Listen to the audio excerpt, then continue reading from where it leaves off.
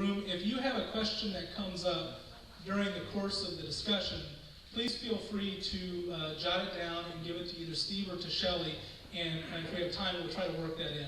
We reserve the right to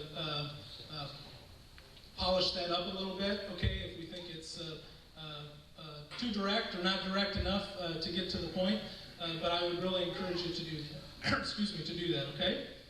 So we're going to start with a 1 minute and 30-second opening statement. We'll just go down the line, and Mr. Brown, we'll start with you.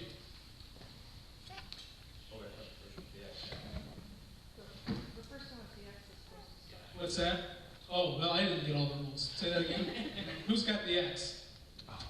Okay. So the other rule here is, hopefully, if I step out of line on protocol, somebody here is going to call me on it and straighten me out. Okay? Go ahead, Ms. Shreffler. No, the microphones will just pick up the microphone, and Michael, make it happen.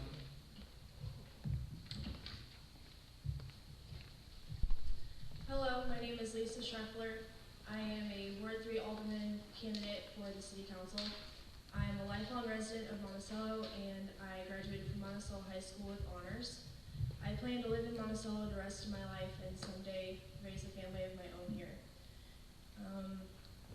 I am a self-employed entrepreneur, and I'm currently in the process of earning my business degree. And I have been independent and self-reliant since my 18th birthday. With more than half of the city's population being female, a woman's perspective will create a better rounded city council. I'm also a part of a generation that's not currently represented on the city council, and while I don't consider myself to be a politician, I have a vested interest in representing the people of this community. After all, it is my generation that is the future of Monticello. What I may lack in experience, I more than make up for in vigor, energy, and enthusiasm, and I'm quick study, so I can easily get up to speed on any issue. I will draw on the wisdom of my fellow aldermen, my constituents, and the city staff to gain information and understanding in order to make informed decisions that are in the best interest of the people of Monticello. I ask for your support and your vote in this upcoming election. Thank you. Thank you. Mr. Fulton? My name is Brian Fulton. I'm a candidate for Ward 4 Alderman. The tagline for our city's website is yesterday's charm and today's innovation. I think that's a really good analogy for the race for Alderman in Ward 4. My opponent represents yesterday's charm. He's from Monticello. He's worked here. He represents many of the things that pushed my family to move here 10 years ago. My opponent represents many of the things that I do not want to change about our community. However, in order to hold on to that charm of yesterday, it is going to require a lot of today's innovation, and that's where I come in.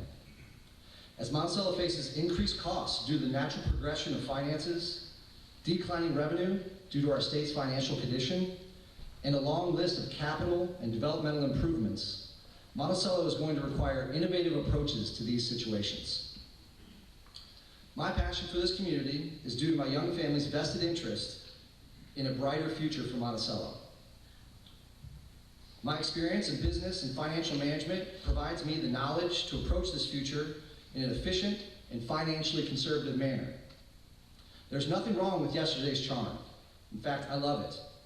But for Monticello to hold on to that charm, it's going to require passionate, experienced innovation today, and that is why on April 9th, you should vote for Brian Fulton for Ward 4 Alderman.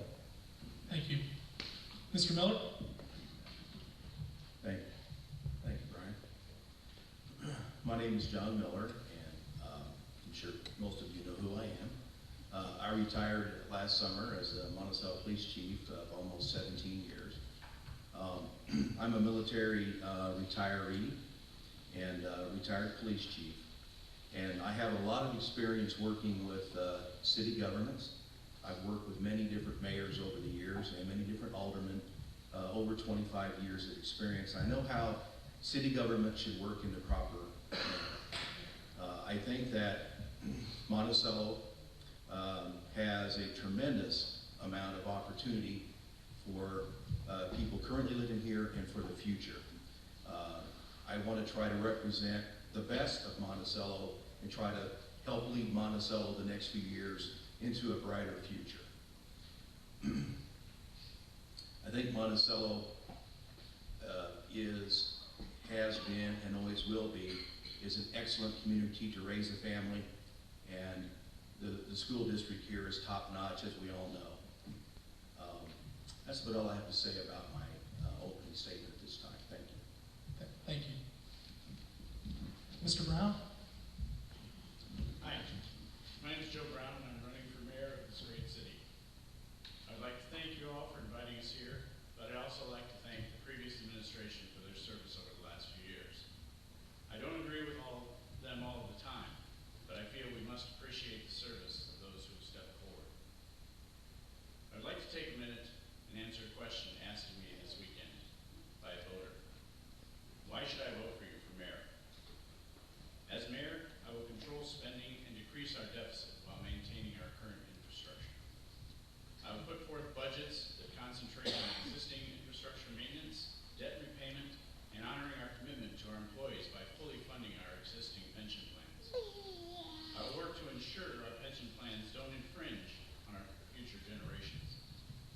I'll make sure our debt and liabilities are no longer overlooked in our budgeting process. I don't want to micromanage, but I don't believe in driving a motorcycle blindfolded either. I thank you once again for inviting us here, and I humbly ask for your support and vote. Thank you. Mayor Corrie? My name is Chris Corrie, and have been Monticello's mayor for the past 4 years, and alderman in Ward 4 for the 4 years prior to that.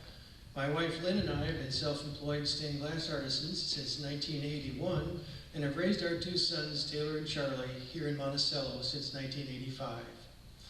It's been an honor to serve as Monticello's mayor, and I'm proud of what we've accomplished together under my watch.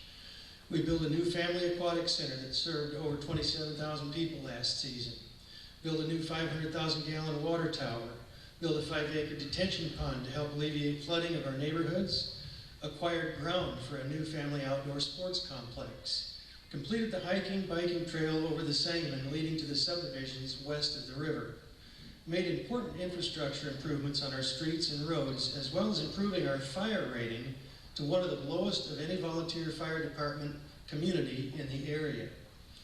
All of this while continuing to provide the quality everyday services which we all know and appreciate. As if that's not enough, we still have the 3rd lowest city tax rate and the lowest combined tax rate of 16 neighboring communities, and 2nd lowest combined water and sewer rate of 12 neighboring communities. These kinds of accomplishments and numbers don't happen by accident. They are a result of vision and careful planning. Thank you. Mr. Stoner? My name is Larry Stoner. I live in Ward 1.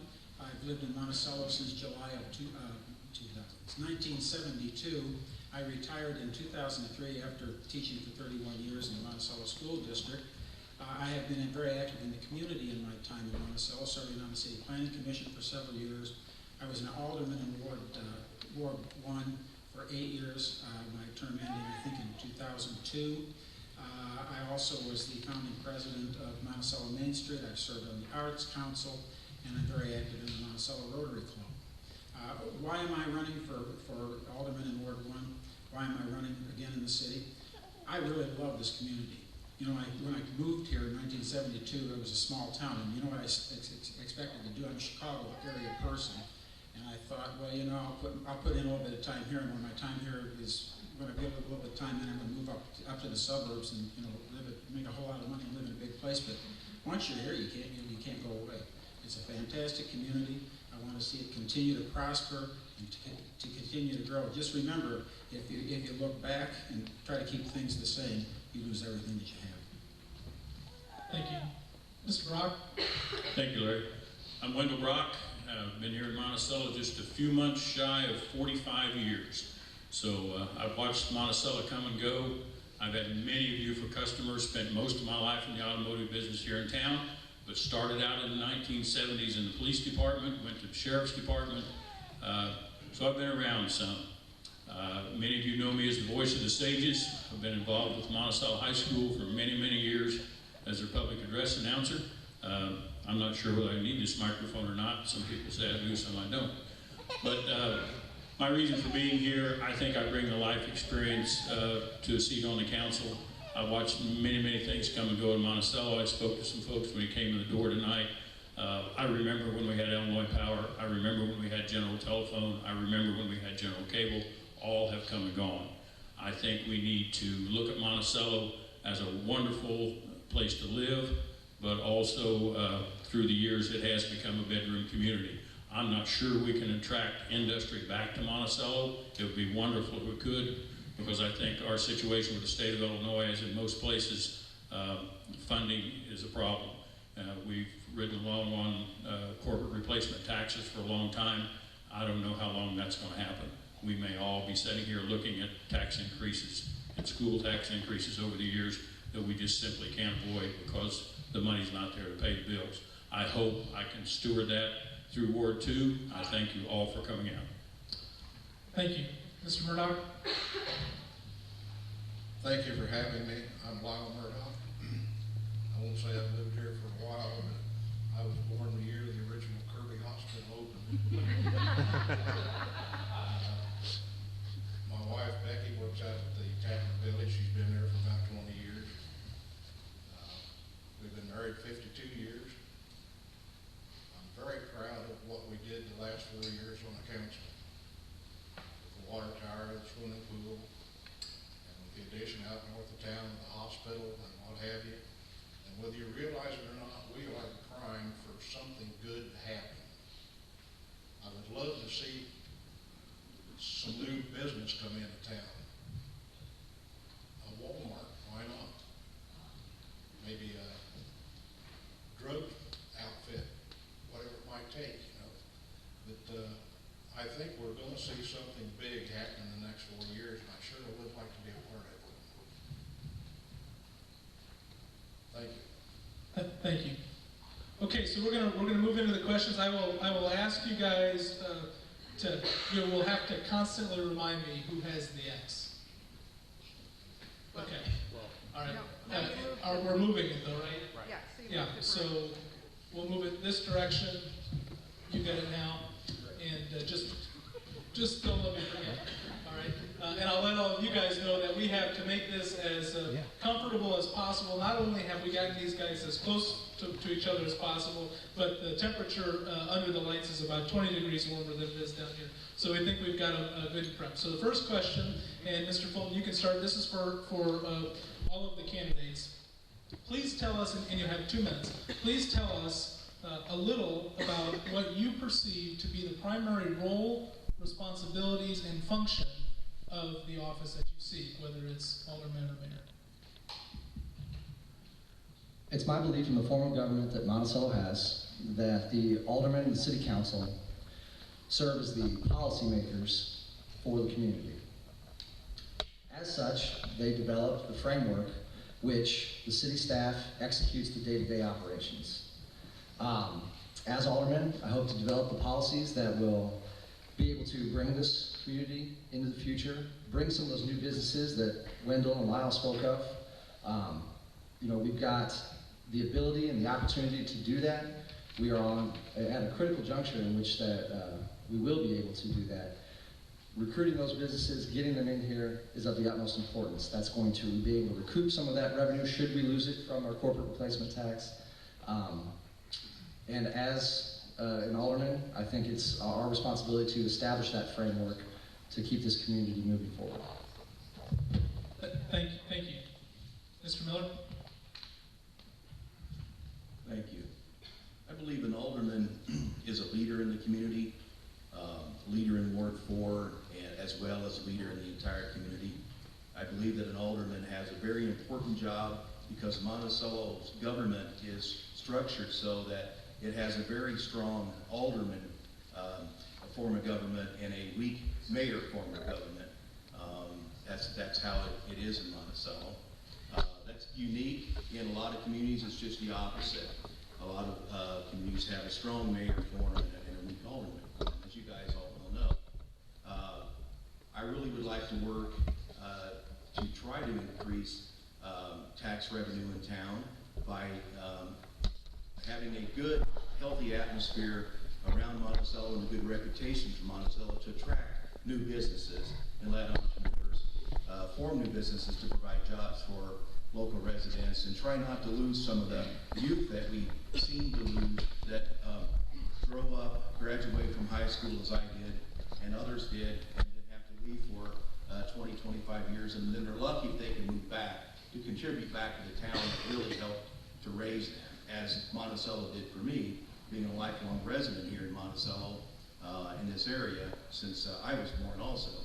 But I think that an alderman also has a very important job to make sure and inform his ward, his or her ward, as to critical issues, and be a communicator for the ward and for the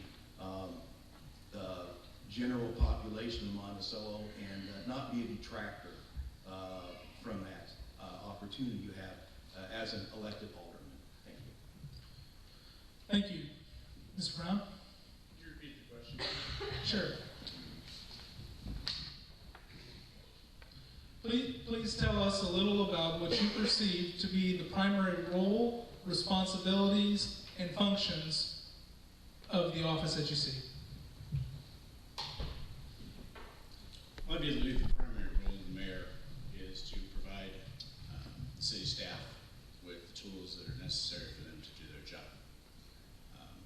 This includes budget, many other things. Hold everyone accountable.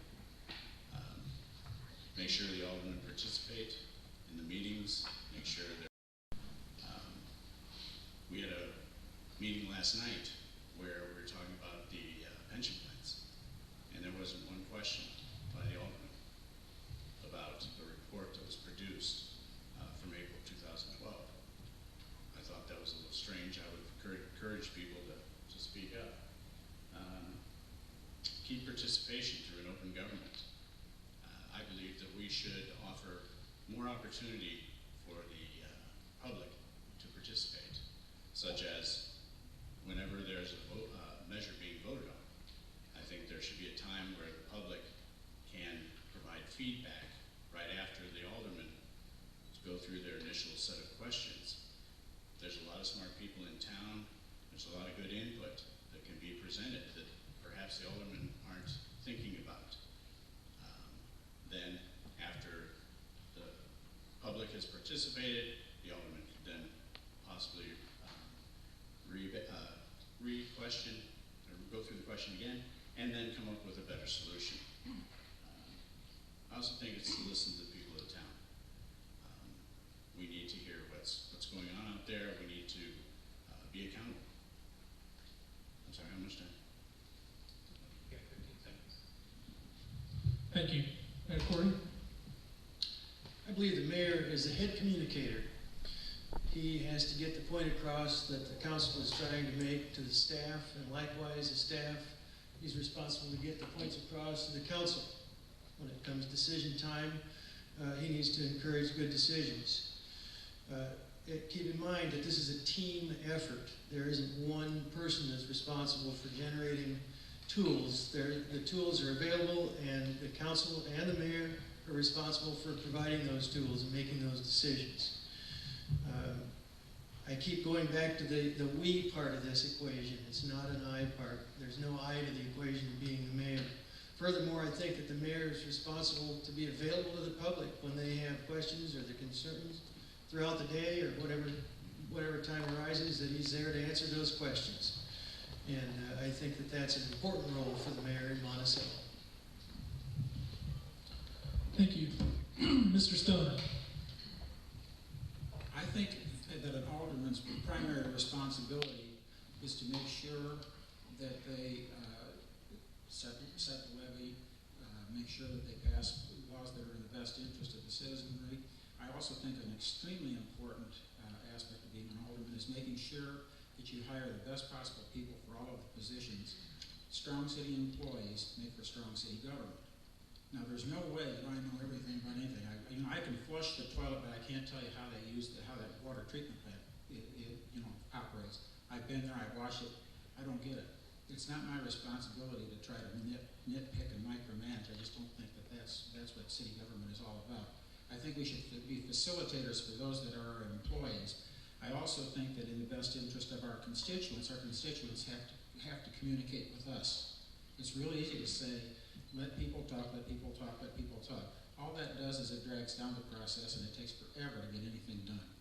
I think what happened, the last time I was on the council, I think I had 4 phone calls in 8 years. And that's the kind of participation we've had in city government by the general community, and I hope to see that change. So I guess the biggest thing is let's facilitate to make it the best place we possibly make it be. Thank you. Mr. Brock. I think the alderman's position is as a steward to the people they represent, both financially and personally. I believe you should open yourself up, be available to those in your ward, take the concerns that they have to the council, whether you agree with them or not. We don't all agree with each other. That's why you talk to your neighbors sometimes about how the grass grows. But I think you should present those things up front, on board, make yourself available. If they want to speak to you, be sure they have your phone number. Take the opportunity to talk to them when you're out on the street, listen to what they have to say, and take it to the council and try to make wise and informed decisions. Thank you. Mr. Murdock. First and foremost, in case you don't know, the aldermen are the ones that make the decisions. Every problem you have, or you should think you have, you should contact your alderman and go through him. He in turn then can take it to the council, and then action can be taken on it. This doesn't happen very often. Right now, everybody takes a hotline to the mayor's office, to the supervisor's office, and really it's not the best thing to do because they're overloaded and so forth. And we have the best staff you can get. They're doing a great job. But communicating with your ward is the main objective of an alderman. And that's it. Thank you. Ms. Shreffler. I think that the main role of an alderman is first and foremost to be the voice of your ward, but to also be there for anybody in town that has an issue. And I also think that it's important to, I think that we need to let our community be more informed about what's going on. Because I think that a lot of people, for one reason or another, they can't make it to the city council meetings, or they're like me and don't have cable. I don't have channel 2. I can't watch the meetings. So we just need to think of a way to let the community in a whole be more informed, because then they can help us make better decisions on what needs to be done. So I think that that's an important role of aldermen, is just to put the news out there and be there for anybody that has any concerns. Thank you. Okay, so we are not necessarily going to pass the X around. So just a correction. Okay. This next question is for everyone except for the 2 uncontested seats. And I told them early, it has nothing to do with the fact that we don't believe that your response is important, but under time constraints, it's, I think, critical to get as many questions to the contested seats as possible. So, Mr. Brown, I'll start with you. Tell us about your philosophy and priorities as they relate to city funds and the budget, i.e. tax rates, capital improvements, and spending priorities, debt reduction, etc. And what specific ideas do you have regarding municipal financial management? Well, I've got something here. Mayor Corrie talked about the lowest property tax rate in the area. And Wendy Brock talked about the corporate replacement tax. Right now, Monticello is the 3rd lowest property tax rate. The governor for the last 2 years has talked about taking away the corporate replacement tax.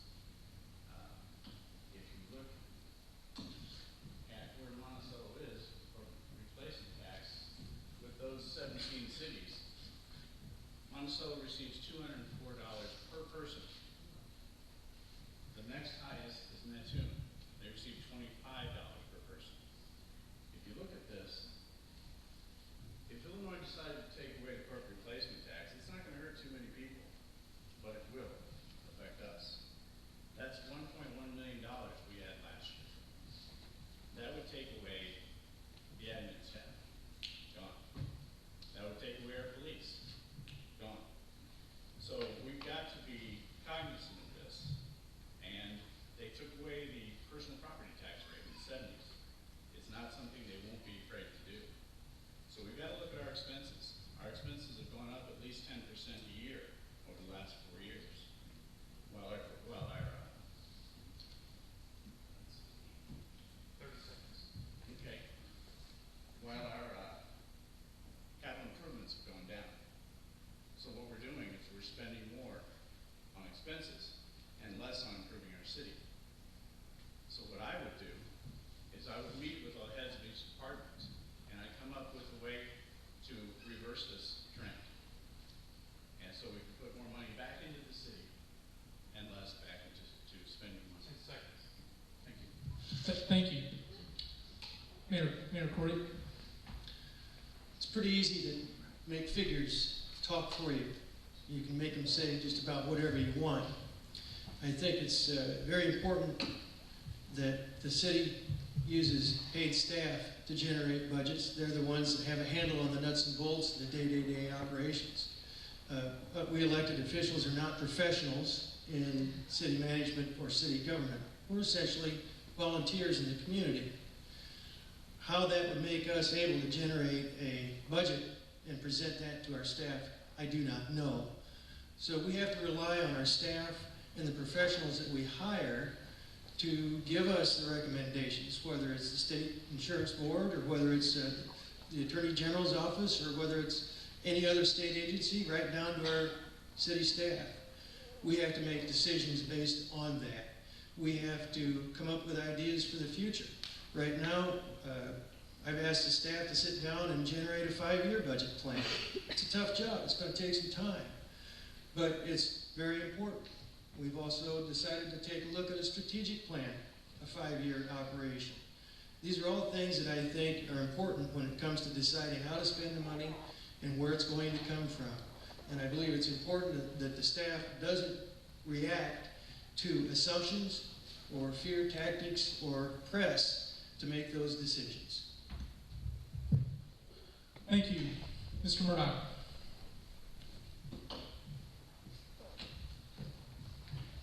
Well, I was fortunate enough this fall to get up to Chicago to the convention.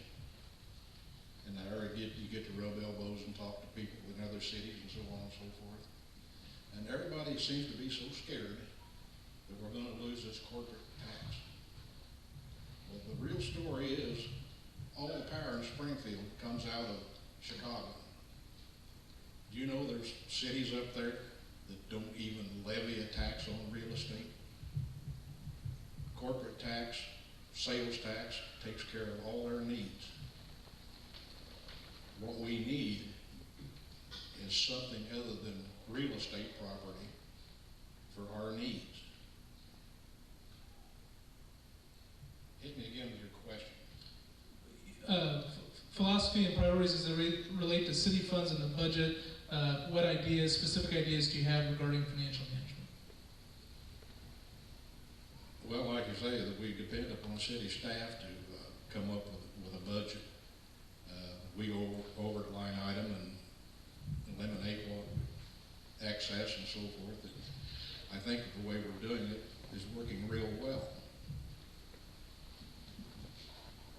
Okay, thank you. And again, I realize that by the time I ask the question to the time it gets to the end, you guys have been sitting there. So I will try my best to repeat the question so that it's easy to recall. So for the last 3 candidates, again, tell us about your philosophy and priorities as they relate to city funds in the budget, i.e. tax rates, capital improvements, spending priorities, debt reduction, etc. And what specific ideas do you have regarding financial management? Well, since I haven't been on the city council before, I can't really say for sure, but I think that one thing that we really need to look at is the expenditures and make sure that we're spending money on things that the city needs. I know that everybody wants to have this and that, and that's fine, but we really need to make sure that we're getting what we need first. Like my dad says, sometimes you need to give up your cake and candy to buy your fruits and vegetables. So, thank you. Mr. Fulton. The this may sound a little naive, but honestly, I think finances for a municipality or small business are just should be treated very similar to how I treat the finances in my household, how my wife and I treat finances in our household. We have particular liabilities that we need to make sure that we are paying attention to and taking care of. We have certain costs to make sure that our house stays standing up, the lights stay on, and there's food in the kitchen. We also have a list of things that we'd like to see our family take care of, roof, window. And then we also like to save for a little bit of a rainy day should we have any economic troubles. Very similarly, I think the city should take care of its liabilities first. Make sure that those are paid attention to closely and that there's regular balance checks on those. I believe that those costs need to be very clear, they need to be paid attention to and limited where possible. I also believe that we need to have a prioritized list of infrastructure and developmental projects that our city can achieve with the finances that are available.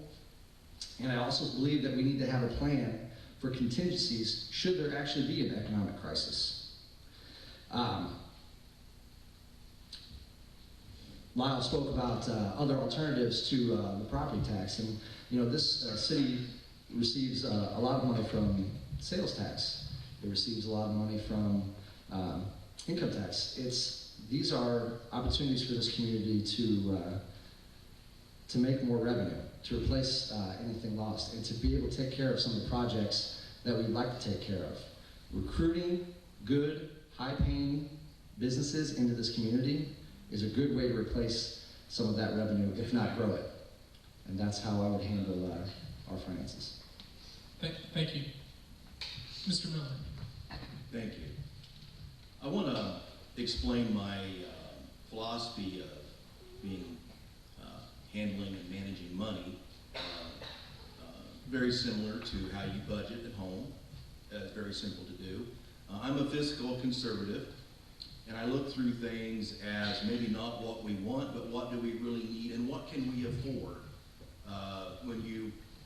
When you start to spend other people's money, you have to be very careful and not to make it a want list, make it a need list. And when something is needed, then you work together with other aldermen in this form of government and with the city staff to accomplish that goal. The city staff that we have now is very competent, and they're wonderful people, and I've known them for years and worked with most of them for years. And I do want to give them a compliment at this time for their excellent hard work they've done over the years. And you do rely on them as an alderman to develop a budget. I do think it's the alderman's responsibility as a group to prioritize projects and to prioritize what you can afford in Monticello and what you can't afford in Monticello. Thank you. Okay, thank you. Now we're going to go, this next question is for all of the candidates, and Mr. Miller, we're going to start with you and work our way back down. So, right back at you. Please outline the top 3 issues that you wish to tackle first if elected, and which one is the most important. Top 3 issues, I'll start off with the first one as you asked me to. The first issue I think needs to be looked at by the city council as a group and the mayor and the city staff is to try to work up a solution to separate the water bill from the sewer bill for citizens so that it's as economical as possible for people that use water and the sewer. I know that's been an issue that needs to be looked at and addressed, in my opinion, by the city council. The second issue that I think is important that I would like to express is that city services for Monticello do not need to be farmed out to other agencies. That would never work. The city of Monticello is blessed with wonderful services and excellent employees that can do work and save money in the budget, and I have seen that and witnessed that time after time. The city workers are doing jobs that over the years ago when I came here, they used to be outsourced as a way of thinking they could save money, but as it turned out, they did not. The same situation would be that as being a retiree from the Monticello Police Department, I do support the Monticello Police Department, and I think it's irresponsible to try to want to outsource our local police department to another police agency that, from my talking to him today, the sheriff of Piatt County, he has no priority or want to do that. So those would be my top priorities, to make sure that city services are performed by city workers who are answerable to the city alderman, not to some other body of government that may not care about how much we spend in Monticello. Thank you. Thank you. Mr. Fulton, top 3 priorities, and which one is the most important? The top 3 priorities that I would have as Alderman in Ward 4. The first one, I was glad to hear the mayor mention it, having a strategic plan. Not only that is developed by the city staff and worked with by the city council and the mayor, but also that includes community leaders, a plan on all those things that I mentioned in the financial concerns. Cost-saving measures, prioritized list of projects, appropriate funding analysis, and contingencies for difficult economic times. I think are very invaluable. In fact, having a 5-year plan, as the mayor mentioned, is important in that that is something, especially if developed with community leaders and city staff, it is bigger than any one individual. It is something that can pass from administration to administration and can be a focused direction for the city to continue to move. The second concern that I would have is development. I think the city has a great opportunity with the fiber optic line that runs down 105 and will have connections at both interstate entranceways, and that opportunity would give Monticello the chance to recruit high-tech businesses into this community. That went faster than I thought. As a man with a young family, I'm interested in the rec department. My kids love participating in the rec. They love the pool.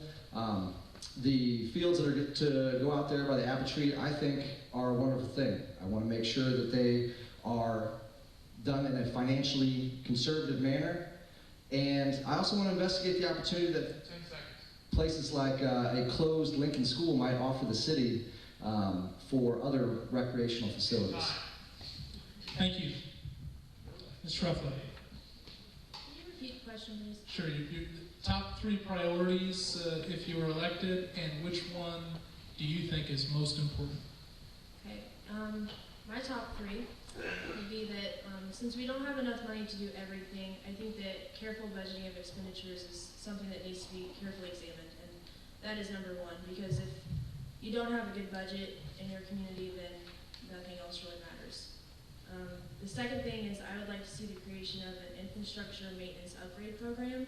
I think that an infrastructure needs to be strong in order to attract families and businesses in a town. Otherwise, you're not going to have anybody there, and you're not going to be able to have revenue of money in town. I also think that we need to have continued improvements on our storm drainage detention, the stormwater detention and the drainage in town, because I know that when we get a huge rain or a lot of snow, the water becomes an issue in town. Thank you. Mr. Murdock, 3 highest priorities, and which one is most important? Most important is the sewer plant. And let me make it perfectly clear. The only reason we're doing a study is because the amount of water that goes through that sewer plant after a storm is about double. And you see the folks sitting around on the streets once in a while pumping stuff out. This is what the EPA is on us about. We've been running cameras now for about 3 years. It has improved, but there's still a long way to go. So that would be my number 1 priority, is to continue this I&I program and repair the parts that they're finding with the cameras and so forth. Secondly, the southwest corner of town, Ward 3. needs water detention desperately. Along the railroad tracks there, it's just an open flood. We must be draining 1,000 acres into town, right through town. So detention would be next there. Thirdly,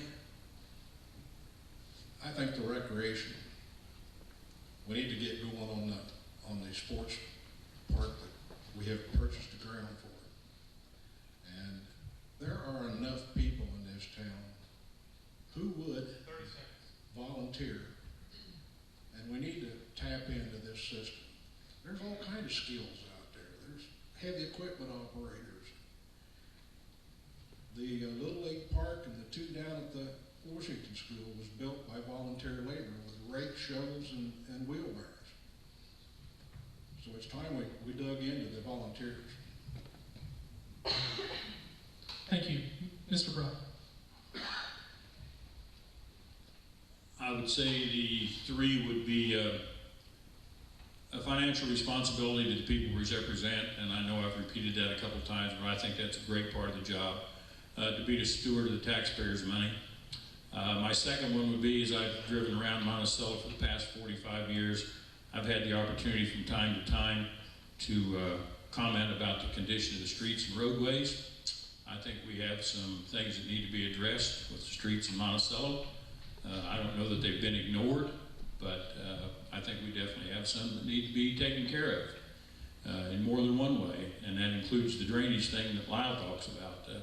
I've seen some water standing around in places that I don't like it standing, and one of them's the end of my driveway. But the third thing I believe in, and I think this is going to come up pretty quickly, is that we need to become more involved, or as involved as we can, with the school system here in Monticello. I think we're going to face some major changes in the school district.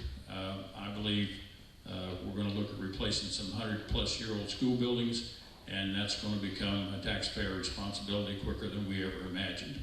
And I believe that would be the number one thing, would be to try to get in line with the school district and help them in any way we can. I educated all three of my children here in Monticello. It's a wonderful district, but we need to take some changes. Thank you. Mr. Stoner. Three priorities that I have are, I do think it's really important to develop a strategic plan, even a long-range strategic plan, but even more important than that, I think that that strategic plan needs to be looked at on a regular basis, and it needs to be updated, and our priorities need to change, because as time changes, we change, and what our needs are today, or what our perceived needs are, may change, and we'll move on to something else. Next thing I'd like to see happen is that we need to prioritize what we need to have done in the community. I'm talking infrastructure pretty much. But we need to be real proactive about what we select to do. Those things that need to be done the worst need to be done first, and we need to take care of business before we have to react. You know, the worst thing to do is have to clean up a big mess that didn't necessarily have to be a mess. And the third point I'm making is, my third priority is I'm concerned about the new library. And I know this was a city council thing, but it really, I don't understand how that's going to work, having a library out on the western fringes of town, when we become so used to it being in the center of town, and our elderly and our students, etc., have always been able to use that without much trouble. And I just really, really hope that we can work something out that works like that. I think probably my highest priority right now is that issue. Thank you. Mayor Corrie.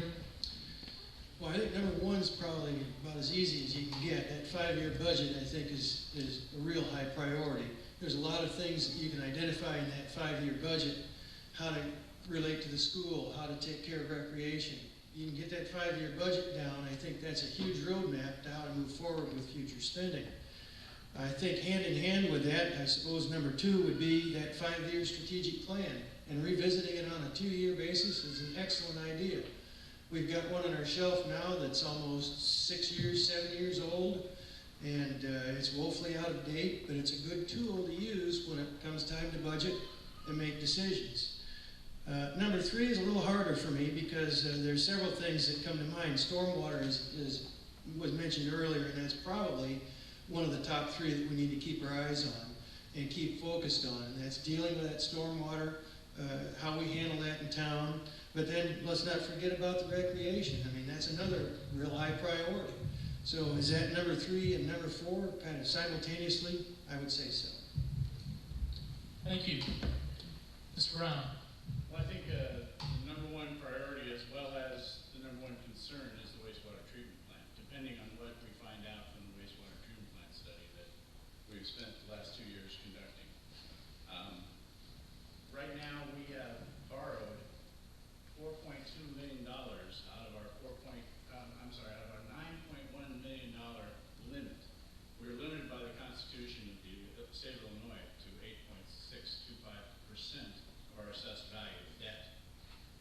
Muhammad just is doing it in the middle of an upgrade for their wastewater treatment plant, and that's $12 million. Right now, we have $4.9 million available from our debt, and about $2.8 million if we take everything out of the bank, except for restricted funds. That leaves us with $7.6 million. If we're facing an upgrade of $10 million, we're not in a very good way. So that's my number one priority. Depending, again, on the study, we may come back less, but my motto is prepare for the worst and hope for the best. The pension funds, those need to be fully funded. We've made commitments to employees, and they need to have that there and expect us to take care of them. And bring down the debt. I mean, 30 seconds. we've talked about, or I've talked about, we've already got $4.2 million in debt from our limit. We need to bring that down, so in case we do get hit with a big bill, like redoing the wastewater treatment plant, then we have those funds available. Thank you. This next question is for Mr. Brown and Mayor Corrie. I think we would all say it's a safe assumption that in any kind of a political campaign, particularly in small communities, the largest frustration as a candidate, I would assume, is that there are some things that you sit there and think, you know what, the general perception of me is A, and I wish I could get the record cleared that that's not the case. So I'll ask you both a loaded question. What do you see as the biggest, if any, public misconception about either your candidacy or your work as mayor, and just set the record straight? Mr. Corrie, you go first. Number one thing that I think is misconceived about either my job or the candidacy involves my relation to city staff. I think the public thinks that I have major control over how city staff does their job, or the city staff is out of control and I'm letting that happen. And I think that's probably the number one major misconception about my job performance and my candidacy. Thank you. Mr. Brown? Well, let's see. Letter to the editor today. Someone said malcontent. In the military, I travel all around the world. I've lived in different cities, and I chose to come back here to raise my kids. I care deeply about the city, and I'm very concerned about some things. Not taking anything away from the city staff. I'm a numbers guy. I'm an analyst. I see them, and I'm concerned. I'm not doing this for any other reason. Okay, thank you. This is going to be a question for all of the candidates, and Mr. Brown, we'll start with you. I've heard a lot about we need new business, we need new sales tax revenue. As a Chamber of Commerce, that's our mission, is to support and promote local commerce, and so that's something that's near and dear to us. So I'm curious to hear from each of you. I know that there is probably not agreement on what type of business you would like to see or why, but could you just tell us a little bit about what type of business, new business, if any, would you like to see come to town, and what ideas do you have in your capacity to help make that happen? Ms. Brown, start with you. And real quick, I suppose I'd say also, what is there a type of business that you would say I would not like to see this business come to town because I don't, for whatever reason, I don't think it fits, etc. I'd like to see a 27-hole golf course. I'm a big golfer, but I don't see where it's government's responsibility to pick and choose winners as far as businesses that come to town. I think it's our job, be the government's job to create an atmosphere that is conducive to business, that they go out of their way to provide as many services as they can. High-speed internet will be a big plus. I've heard a lot of people complain about how much they spend on internet, and that's connecting you to the marketplace.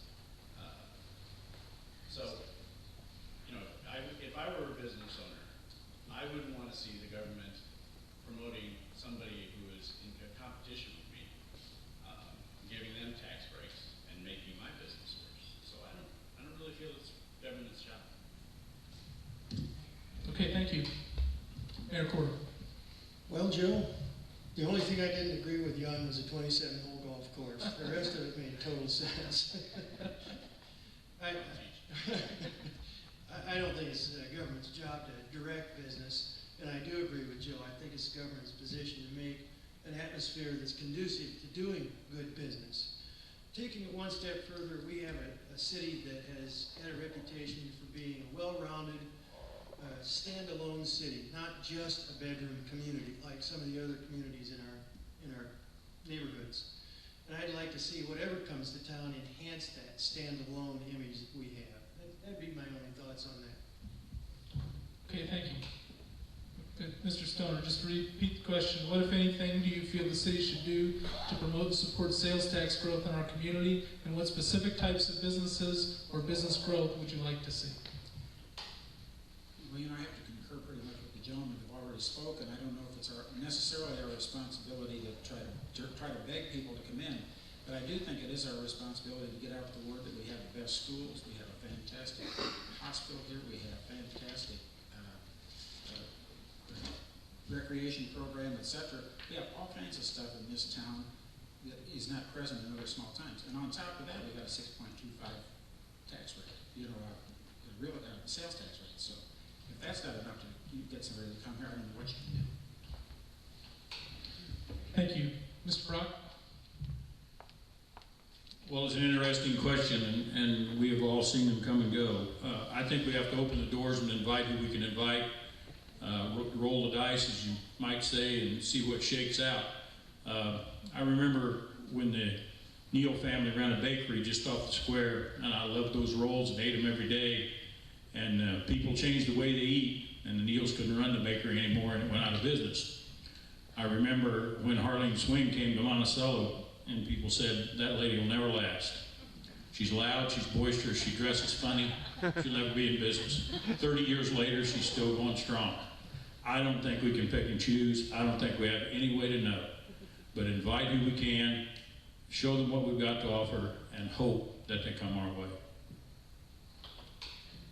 Thank you. So just and this may not be fair halfway through, but just to clarify, I'm talking about what do you think the city can do to promote either new sales tax growth or new businesses, not picking between winners and losers in town, just to clarify. And if you don't believe that that's the city government's role, that's fine too. Mr. Murdock. Well, the reason I brought it up to start with is if you just take a look, Savoy, Forsyth, two little towns that was going nowhere. They get a shopping mall, they get a Walmart, same thing over at Savoy. They've got money running out their years. We've got to have some other input besides real estate property. 86% of the taxes goes from real estate. That's way out of proportion. It's got to be adjusted. What it's going to take, Chamber of Commerce, you get somebody coming in here. Why don't some of our stores expand? Get bigger. Are you asking me as a banker?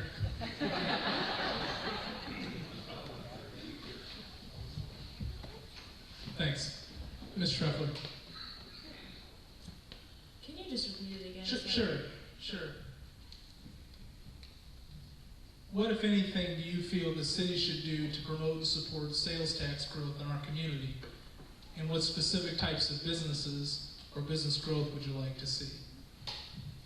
Okay, well, I think that attracting capital incentive businesses and industries to our city, it'll generate increased revenues and raise the median household incomes of our families. And that'll keep our property taxes low.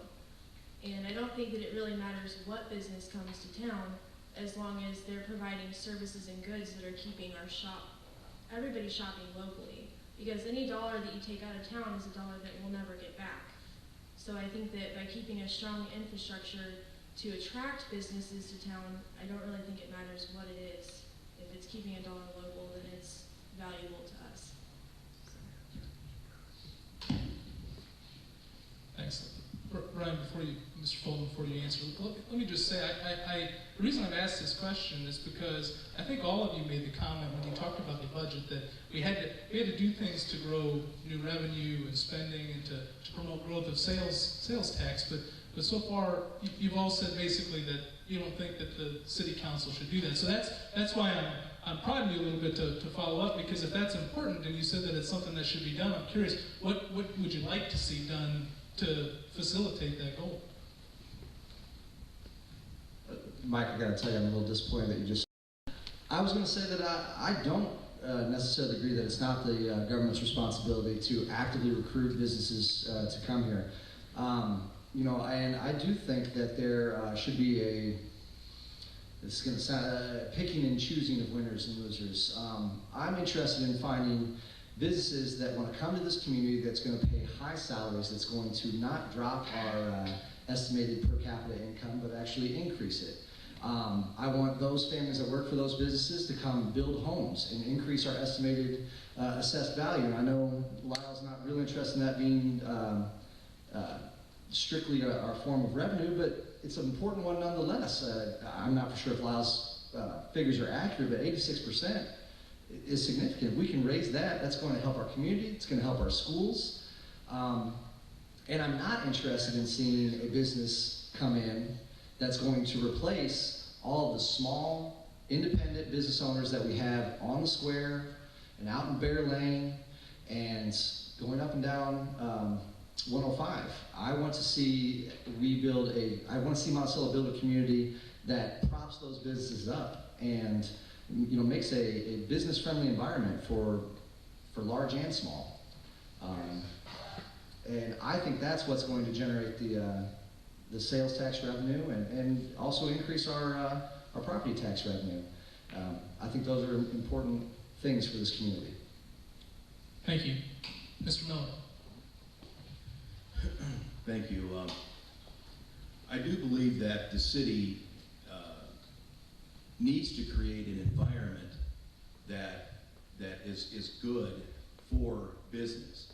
I do believe that you need to shop locally and stress that as a government, and to go and actually buy products from your local stores to attract new businesses. I believe that would happen through Monticello has an economic development director who is actively working, I understand, I know with the Chamber of Commerce and other agencies, try to attract businesses that would be that would fit in with the current businesses. I think that you want to make sure and not forget the current businesses in Monticello when you're talking about bringing in new ones. I think you have to balance that. I think you have to have an environment where Monticello was thought of as a stable community, and the government is thought of as being stable, where a person that wants to come in and invest several $1 million will not have to worry about unstable environment that might jeopardize their new investment they have in our community. I believe it's important that the city government at least look at that issue. I know that city government is limited in what they can do, but they can encourage and I think try to get new businesses to come to town when they can. Thank you. Okay, thanks. Also, as you're sitting here, if you have a question that comes to mind that you'd like to have considered to be asked, just raise your hand and Shelley or Steve will get you a card and you can write it out, okay? All right, this question is for everyone other than the uncontested candidates. And Mr. Brown, we'll start with you. Some have complained that citizens can no longer expect answers during council meetings and have few other avenues to get answers to their questions. In what ways will you work to preserve, well first, do you believe that's accurate?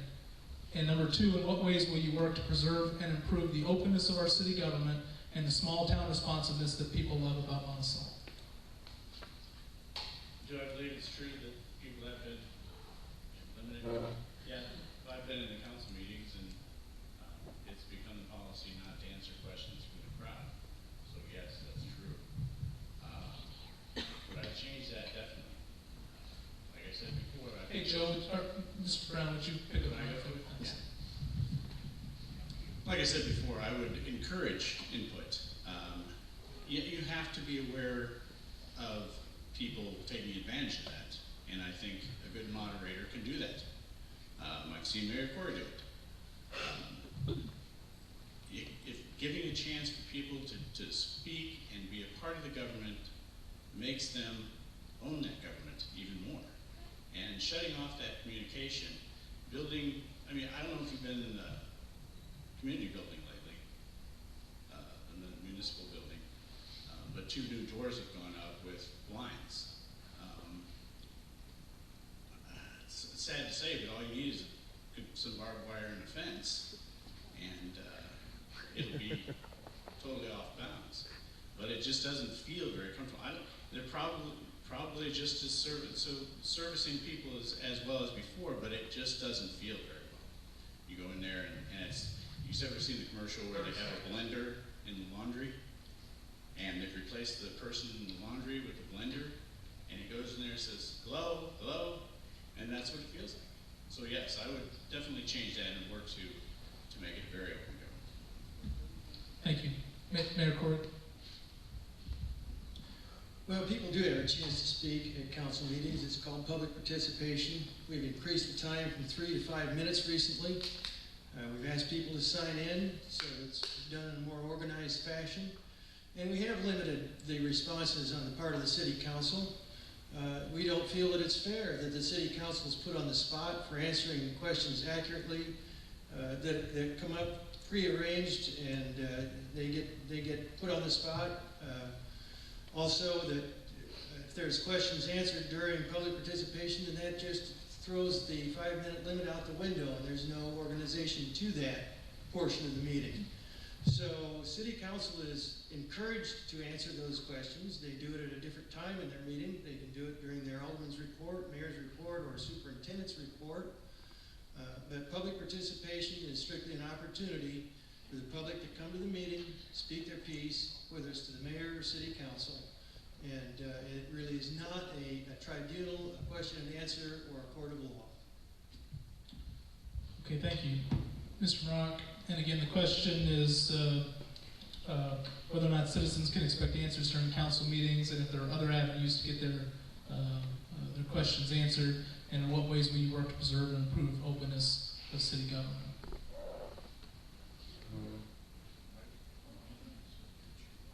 You're just muddled. You can't hear me? You're echoing. I'm sorry. It's probably me, but. Sure, sure. Some have complained that citizens can no longer expect answers during city council meetings and have few other avenues to get answers to their questions. Do you believe that's an accurate assessment? And in what ways will you work to preserve and improve the openness of our city government and the small town responsiveness that people love about Monticello? Well, I don't really see a reason why answers can't be given, but it's all in the presentation. When you're being screamed at and you're asking for an immediate answer to something you're just hitting stone wall blank, it's hard to come up with a good answer. I think a question asked to a particular alderman, if nothing better, after the meeting's over, get with that person and answer their question. I mean, we've had some matches down there that's unbelievable. And it's, you get a hard shell, you're like a turtle. Okay, thank you. Mr. Shreffler?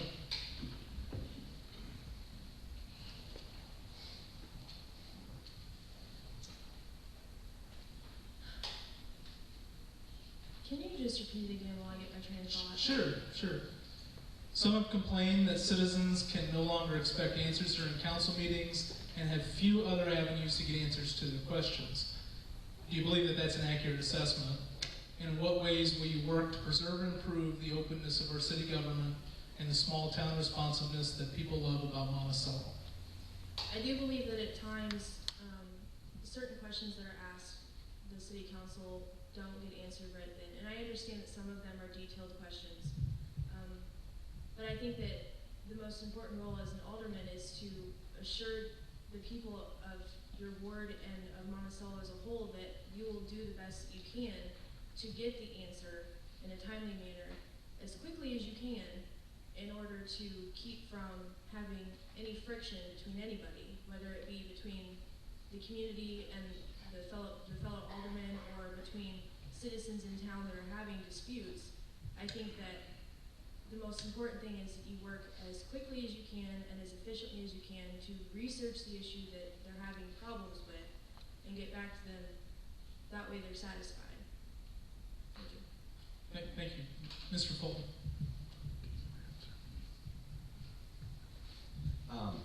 I know it to be true that there has been limits to communication from the public at the city council meetings. I think there's been a diminished communication by the city council in general, not just the public, but from the aldermen themselves. I think much of that diminishment is due to a fear of speaking on public record and being exposed to greater public scrutiny, which is understandable. They've been under a lot of fire recently.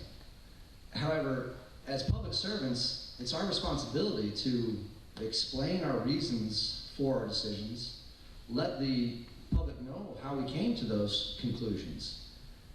And if they're good, strong, rational arguments, I don't know how much scrutiny somebody can really have against that. And as Alderman in Ward 4, I would promise to fully explain the reasons for my decisions, to answer the questions that are given to me by the public, and to the best of my ability, communicate to the constituents and to the other citizens of Monticello the reasons for my decisions and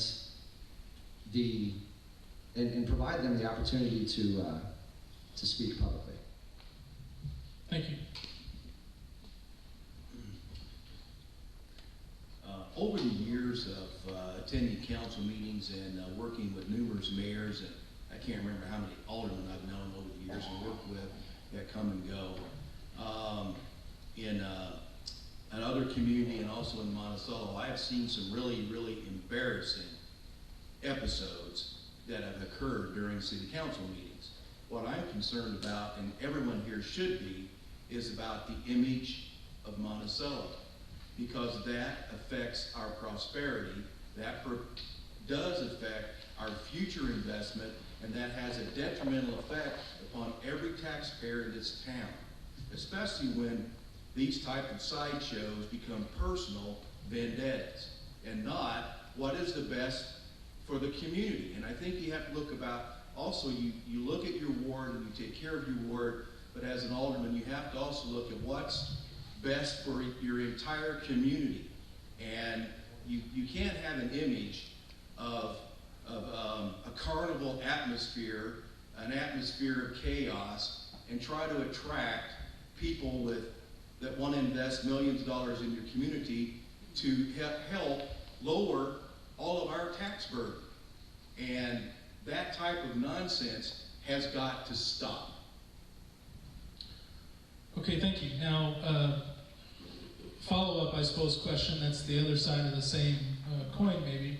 And again, Mr. Brown, we'll start with you. And just the contested seats for this one too.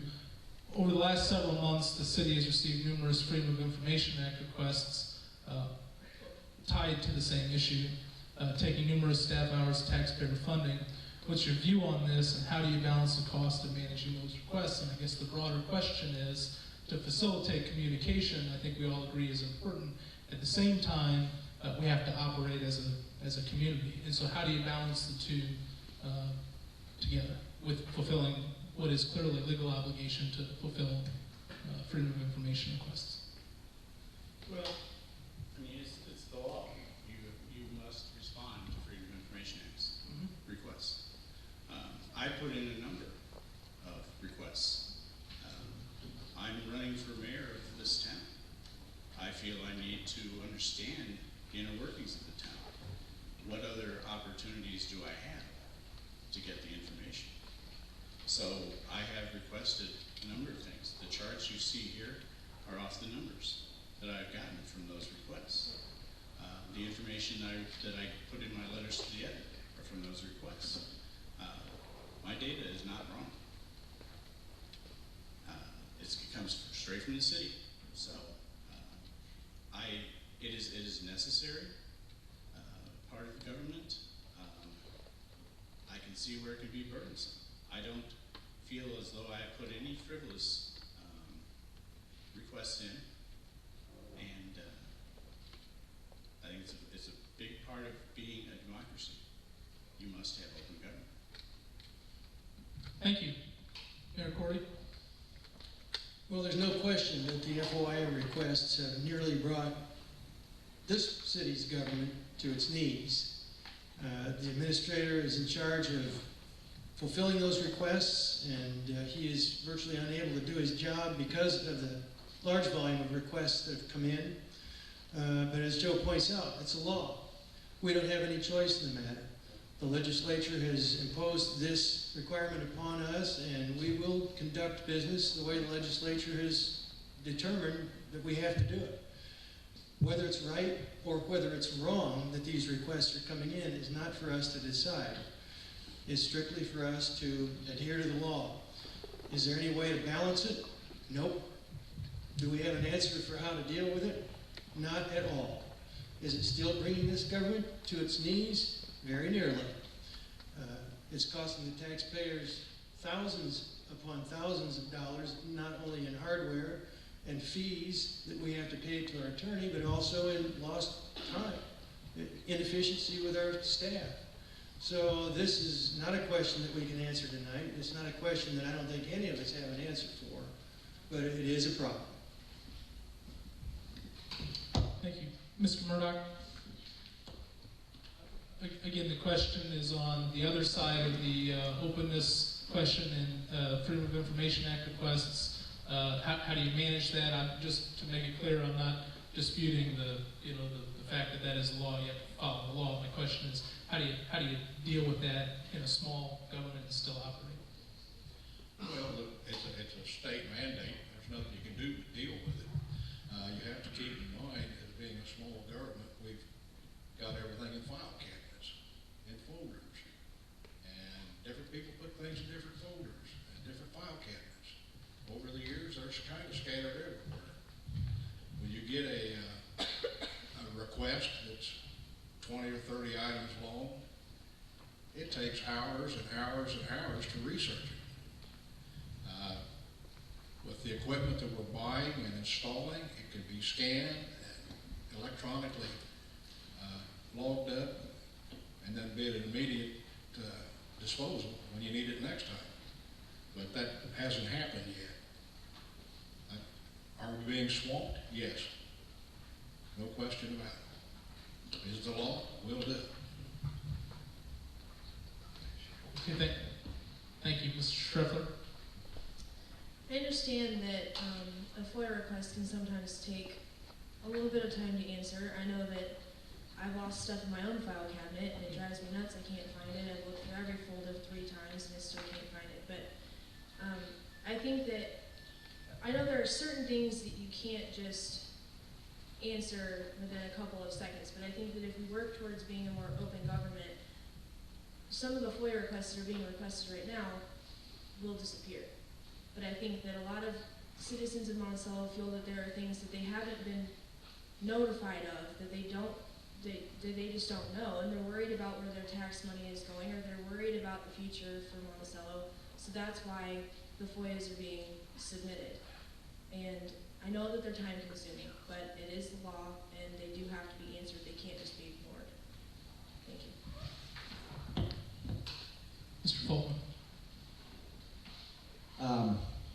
The best solution that I can think of is communication, which I addressed on the last question, and also a commitment to the process. The state lines out a process for finding contractors and bidding work that uses requests for qualifications, requests for proposals. That process can be a little time consuming. It can require a little extra effort. However, it is done in a public and open fashion in which the citizens can see how those decisions are made, and therefore I think that's going to eliminate some of the FOIA requests. Communicating, telling people the reasons why you come to these decisions is a good fashion, is a good method for reducing those requests.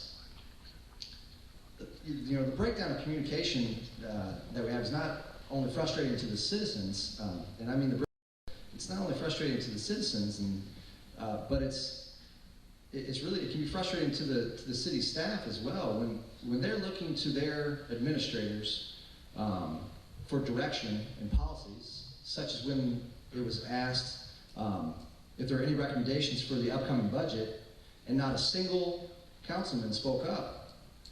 That budget's going to come out, and the citizens are going to wonder how that happened. The city staff is frustrated because they don't have any directions to head, and I think the opportunity for open communication is of vital importance. Thank you. Mr. Miller. Yes. Well, I have certain views about FOIAs, and I would like to explain them to you very clearly. I'm tired of everybody pussyfooting around about this issue and whining and crying. I tell you what makes me aggravated and very incensed as a taxpayer in this town, that these FOIs have wasted approximately over $50,000 of our taxpayers' money to answer simple questions that if you go in and talk to people you can find out. I don't understand why, as a taxpayer, we have to keep paying that type of money constantly. Since April the 16th of 2012 up to the date of March the 4th of 2013, the city staff and Mr. Alsop has been faced with 75 FOI requests of numerous hours and hours of research and things that had to be done that costs all of us as taxpayers money that could be used to fund other projects that are needed in the city. And I think that, to be honest about it, thank you. I think to be honest about it, we have to get a grip on this issue and talk about it honestly. And everyone needs to understand that if you're for them or if you're against them, that's fine. But this stuff is costing us big bucks out of our taxes. And I think it needs to settle down and we need to get back to business. Thank you. Okay, thanks. Nothing like going after the elephant in the room, I guess, huh? This is a question from the audience, and it's for Mr. Brown. It's a follow-up, so let me try to clarify. Mr. Miller, in his opening comments, made a comment about comments you have made on subcontracting city services. So just to clarify, in regard to Mr. Miller's comment about subcontracting city services, like the police department, what changes to the police department do you plan to make with the county? Is there anything you'd like to respond to about that? Sure. I don't necessarily plan on any changes. The mayor doesn't dictate policy, but through my research, if you looked at that form we had about the two lower city governments than ours, those two entities or cities, St. Joe and Savoy, they farm out their police department. They have a contract with the county, and Savoy pays $300,000 a year. Our police department is now running at about $1 million a year. So if we came where our sewer treatment plant needed $10 million to repair it, and we don't have the money, that might be an area that we might look at to save $600,000 to $700,000. Now, of course, you'd have to talk with the local community, residents. You'd have to make sure that the routes were covered. You have to make sure that the needs would be met and the city would be served. But that's my job to come and offer ideas, and that would be one of them. Okay, thank you. This question is for all of the candidates, and it's about an issue that has been, I don't know if I'd say a city project for a long time, but it's been out there, and that's the Pepsi site. What specifically would you like to see happen with the Pepsi site? And Mr. Brown, we'll start with you, and we'll go all the way down. Come on, man. I'm sorry, I'll tell you what. Go ahead. The Pepsi property, myself, I would like the library to go there. I know the city may have went into a contract with the state, and there's $365,000 that has to be given back to the state if it was given to an entity that didn't produce tax revenue. But I don't know that an effort has been made to say that the property's been vacant for 8 years, so hey, how about it? How about you just waive the fee and let the library go there? I'd even be interested in, if I were mayor, I would suggest even paying them back for the $250,000 that they spent on the lot. We'd spend that extending the bike path. So that's what I'd like to see. Okay, thank you. Mayor Corrie? Well, assuming that the library has made their final decision, which I have to assume they have, then that's probably unlikely that we'll see that. So I think the next thing that we need to look at is treating that site as an extension of our downtown, putting a business that would complement the businesses that we already have. Not fight with them, not take away or compete with them necessarily, but at least complement them. The overall look of the site, I think, is important, and the accessibility to the downtown is very important, so there's going to need to be some adjustments in the streets and sidewalks around there. But I think putting something on the tax rolls is important, and making sure that it's complementary to the downtown and the downtown businesses. Thank you. Mr. Stoner? I've talked this over with my wife several times. She thinks I'm nuts, but I really do believe that property might be developed as a library, maybe a civic center, maybe with all of the wonderful things that we have in close proximity to this community, maybe we could draw some talent into this, talent other than what we have in our own community from outside, and maybe raise a little revenue that way. I really think that the library, I really wish we could work with the library and get them moved in that part of the city. I think that would be very helpful. And I think a civic center would be very good, would be a feather in our cap, because it would be a nice place to showcase what we have in this community in this area. Thank you. Mr. Brock? Well, I've driven by there a lot of times. I don't know that there are any remediation issues about that piece of property. I think it's probably pretty well ready to go. I believe if we had someone that was willing to invest the money, or a group of someones that were willing to invest the money, I've often thought that if you back that piece of property up to the street on the west side, face the businesses toward the east, it would hold about 5 or 6 small businesses in a strip mall type situation, and the area down towards the railroad tracks would become a green area with some gardening and some flowers and some trees. And I think it would work well. I think we could offer that opportunity to 4 or 5 small businesses and have them a block off the square.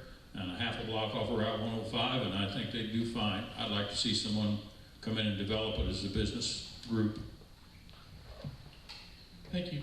Mr. Murdock. This was discussed extensively with the library board. I want you to think about it.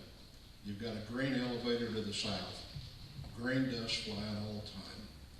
You got the railroad to the west. The ground shakes when the railroad train goes through. You got a railroad switching line to the east of it.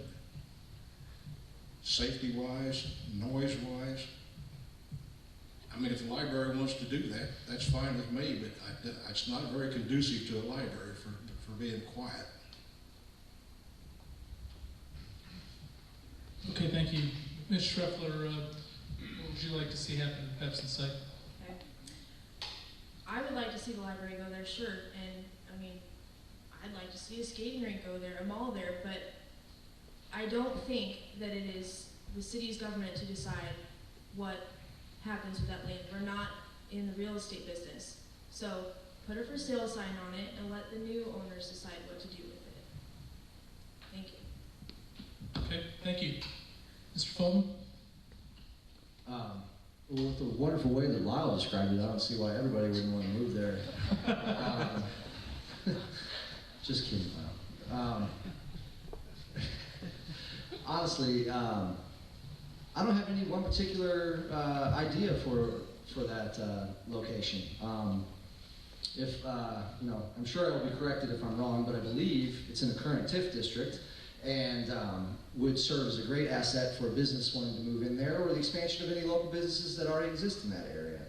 I think it would serve as a wonderful green area for our kids to play, have fun in.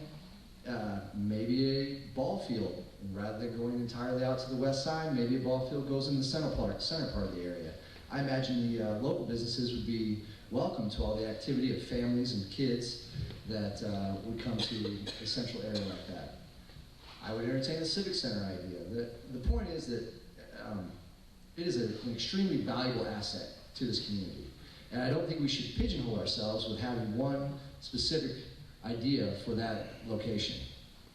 I think we need to be able to entertain lots of different ideas and to be able to use it to the best of our community's abilities. Thank you. Mr. Miller? Okay. I think that area is very conducive to retail. I think retail would be a perfect fit. I'm not sure what, as an alderman, you can do to attract the business, because I think you should rely on the city staff that are experts in that issue to try to bring in someone that would be a good fit to the local businesses that are currently in business downtown. That would be an excellent fit for the area. I don't think it'd be good for a baseball field, because in high school I hit home runs farther than that, so I was going to be breaking out windows in people's businesses, you know. But I just think that maybe some ideas that I know have been thrown around for years, maybe a movie theater, restaurants, retail stores, things like that, I think would be a good fit. I know I would rather go to a movie here than drive to wherever, Decatur or Champaign, to see a movie.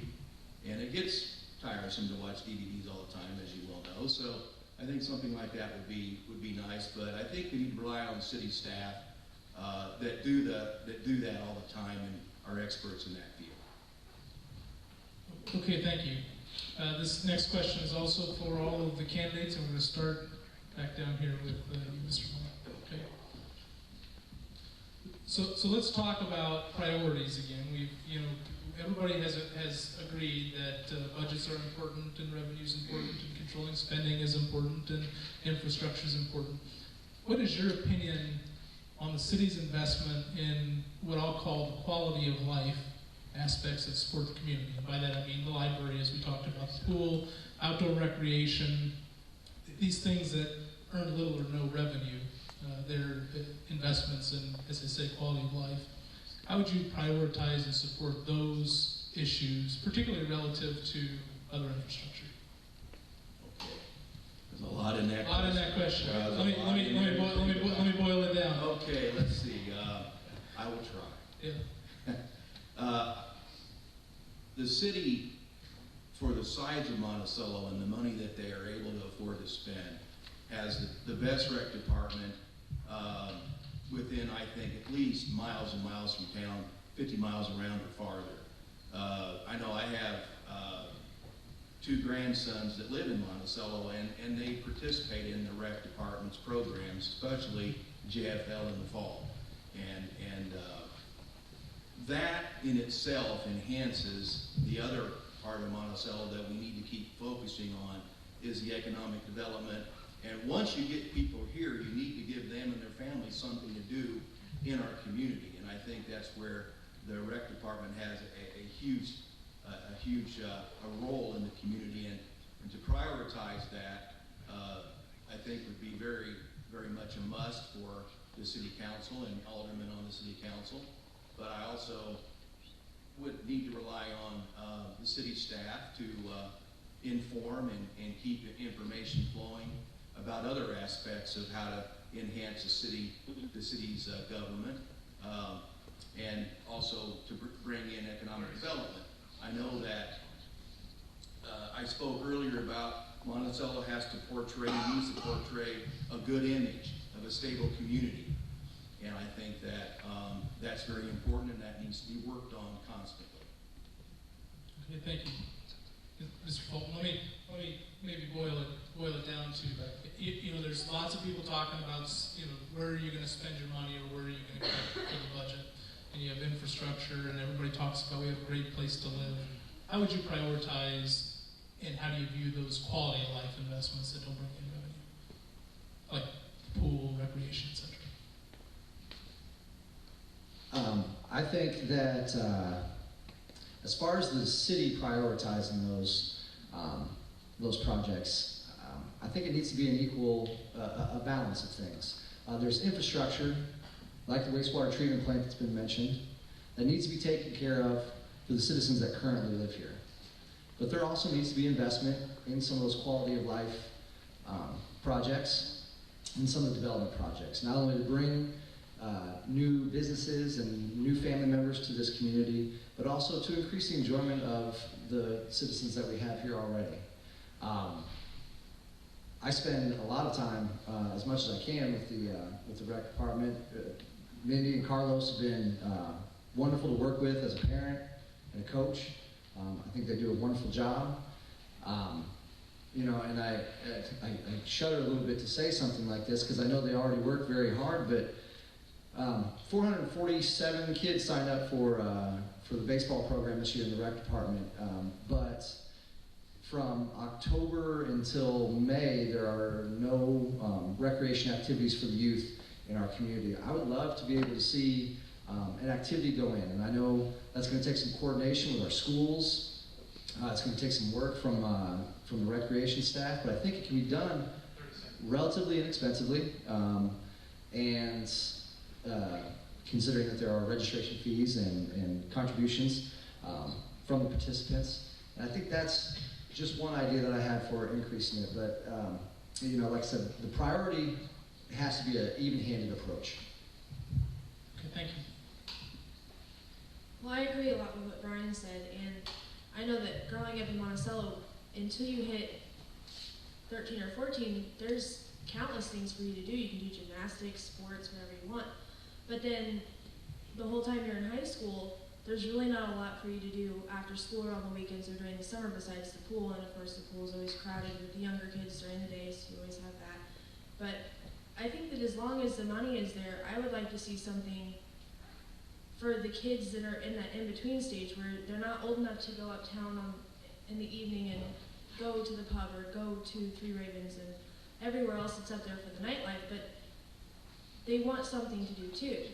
So I would like to see, if anything, I would like to see some money be set aside, and it doesn't even have to be anything expensive, just something for the kids that are in that gray area, something to do to keep everybody out of trouble and keep them entertained. So, but I also don't think that it's the Monticello government's responsibility to entertain the public. You know what I mean? I don't think that we should be setting aside taxpayers' money just to entertain a certain group of people that doesn't benefit everybody in town. So, thank you. Thank you. Mr. Murdock. Well, the only function of the city is to provide a service. That's it. If without that, they wouldn't need us at all. I think the number was 8,000 information packets was sent out this spring for late fall for this coming recreation. And that was countywide. That ain't just for Monticello. So there's plenty for recreation to do.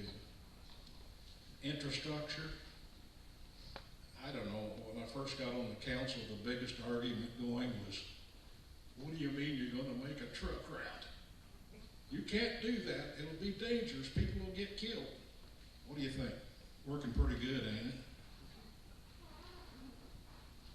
it? Infrastructure, got a new water tower, beautiful pool, and it paid for itself last year.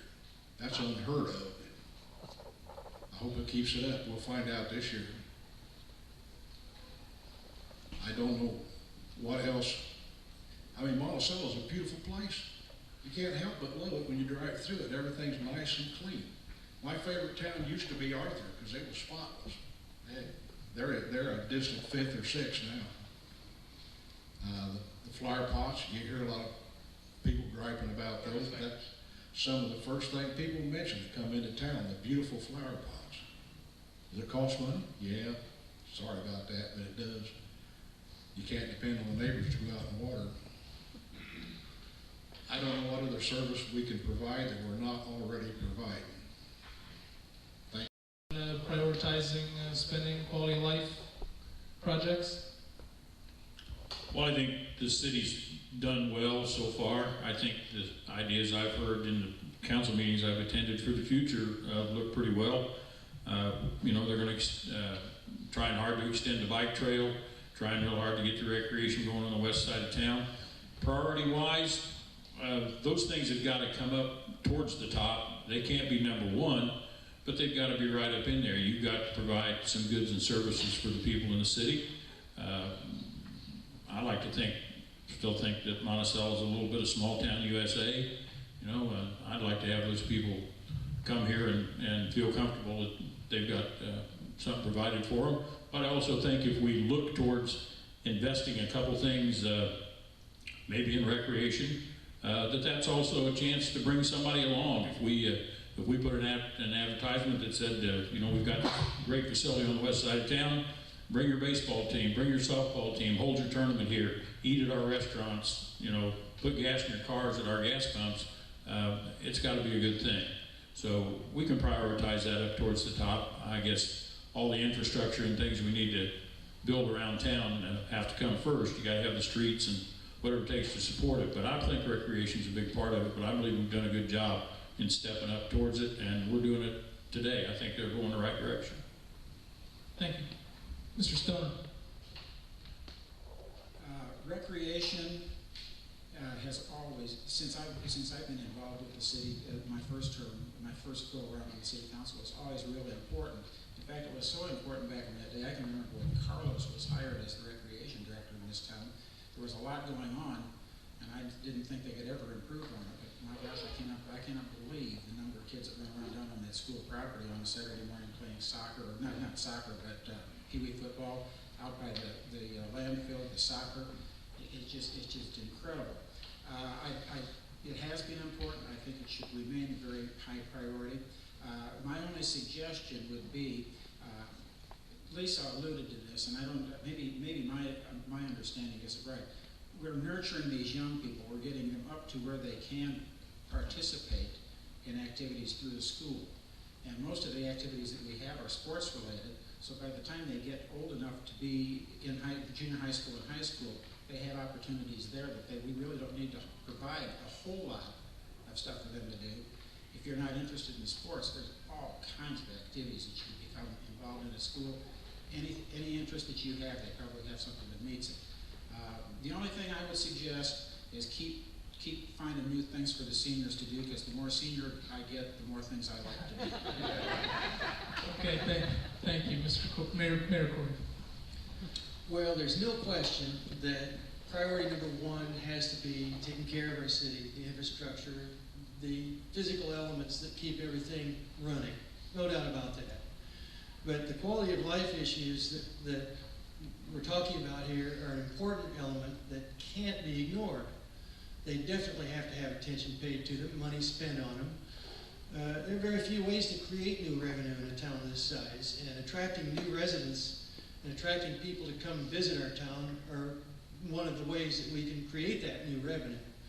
So yeah, I think it needs to be a priority, but not necessarily the top priority, but it has to be in the top 3 or 4, no question about it.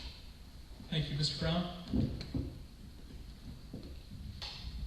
Well, like I said, everyone said, if the pensions were paid, the water treatment was new, we had all the infrastructure, and we were just making a wish list. Larry would like to see more activities for people who aren't into sports, trips to the university, taking advantage of all of the things that they offer. Of course, this is can be a parent's responsibility too. So how much is government supposed to take care of us? And so there, to me, it backs up against that question too. Are we supposed to spend taxpayer money doing, taking kids to different activities? I think it'd be a voter thing, because I don't think it would be the council's place to spend money in that area without the citizens' money. Thank you. Okay, this will be the final question it's from the audience. We'll start with Mr. Brown coming down this way, and then just a heads up when we're through with that, we'll give you each a minute and a half for closing remarks, and we'll start back down here and go back down so you guys can be kind of back to back, okay? So just a heads up, this is from the audience. There have been some comments tonight about bringing a quote-unquote big box, end quote, business to town. Would you support that idea? And specifically, what other ideas do you have to increase city revenue? I stick with my previous answer that, if a business decides to come into town and they think they can make money and they have the money to buy the lot, that's, if I was coming to town to buy a house and there was a committee that said whether I could come here or not, I don't know that I'd want to live there. So,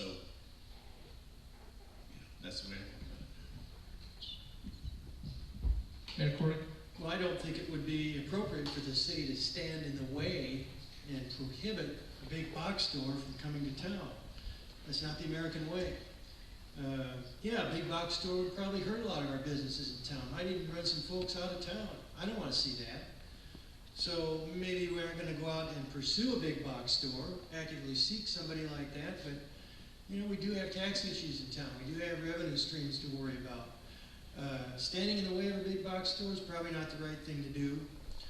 Going out and soliciting one, also probably not the right thing to do. We need to keep focused on that small town, that complete atmosphere that we've been so proud of here in Monticello, and I think that's more important. Thank you. Given our location between two larger metropolitan areas, I really doubt that we'll ever have to face the question of whether or not we'll have a big box store here. I think once upon a time, Walmart exhibited some interest in coming here, but for some unknown reason, they decided that probably it wasn't going to be a very good fit, and they did not come here. I wouldn't stop anything like that if it happened. I think that's great, but I really wish we could try to get some smaller enterprise in the town that's nice and clean and neat. Thank you. Mr. Brock? I'll just agree with what's been said ahead of me. I doubt very much that we're in the location to ever see that opportunity come about. I like Mr. Stoner. I remember when Walmart had that opportunity and turned it down. I'm glad that the small box store that we have on the south side of town, even though it changed brands, decided to stay. I think, as many of you in the audience, I've driven by that place a number of times and thought it won't be open tomorrow because there weren't any cars in the parking lot. I'm glad they're there. I hope they decide to stay. I hope we all support it. Like I said before, my comment about the Pepsin ground, I'd just like to see some small businesses come to town. I'd like to see them have the opportunity to locate here and do well here. Thank you. Well, my original comment was meant to help with taxes. Senior citizens, I are one. My biggest bill is my real estate tax at the end of the year. And it don't get any littler. We need some help, whatever it takes, to generate some revenue and take the load off of the homeowner. That's my biggest. Thank you. And that does bring up the second part of that question is what other ideas do you have? You've all mentioned tax base and different forms of revenue, so what other ideas do you have along those lines? Ms. Shreffler? I can't say one way or the other if I would like to see a Walmart or anything else move into town, but I think what I'd like to see more is all the shops that are empty on the square right now, because I know there's at least two. Have somebody move in there. I'm a small business owner, and I know that it can get expensive, but if I could afford to have a shop uptown, you can bet your marbles I'd be up there. And I think that a small business owner is what built this country, and I think that that's what we need to encourage. I don't think that we should just say, no, Walmart, go away. But I think that if given the opportunity, we should be able to support someone just starting out instead of letting a big corporate place come in and then wiping everybody out. So that's what I think. Thank you. Mr. Fulton. Well, I too believe that I don't know that any of those big box stores are going to come to our community, come knocking on our door. It is not something that I would support as an alderman. You know, Forsyth and Savoy, as were described, were communities that were not self-sustaining, that relied on other nearby communities for their goods and services. One of the reasons, if not the main reason, that my wife and I moved here to Monticello was that it was self-sufficient. Had a department store, shopping area with the former Pomida, now Shopco, pharmacies, grocery stores, plenty of good businesses, florists here in the community. I think our efforts would be better spent propping up, making a more business-friendly environment for those small businesses already existing here, and recruiting other more high-tech, more high-paying businesses to our community.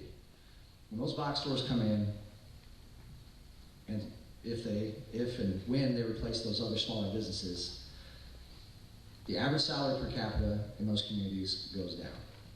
And that is not something that we want here for our community. We want to be able to continue a future towards prosperity. Thank you. Mr. Miller. I don't believe a big box store, like has been stated before, will be in this area because we're so close to Decatur and Champaign where they have them there already. I do think that we need to, as a city council and a city council alderman, you need to just encourage and try to keep the environment for your local businesses to thrive and keep the environment so that you're not perceived as in the way of economic development. You're just there as an avenue to help a business owner get started. And I think that's the way to keep Monticello the wonderful community that we all live in and we all care about. Okay, thank you. Now, we're going to give each of you a minute and a half for closing remarks and start back down this end with Mr. Miller on down. Well, first I would like to thank everyone for coming to allow all of us as candidates for City Council to be allowed to answer your questions and let you know some of our insights or some of our thoughts on how the city government should be run. First of all, I'm not a politician. I've never been in politics before ever. This is all new territory for me. But I do understand, I do want to emphasize, I do understand from working with local governments for over 25 years as a police chief, I understand how local government works. I understand how to get along with people. I understand how to work with people. I understand team concepts. I learned a lot of leadership schools as a police chief. I learned a lot of leadership and went to a lot of leadership schools when I was in the Army MP Corps, and I was an Army MP instructor at the Academy.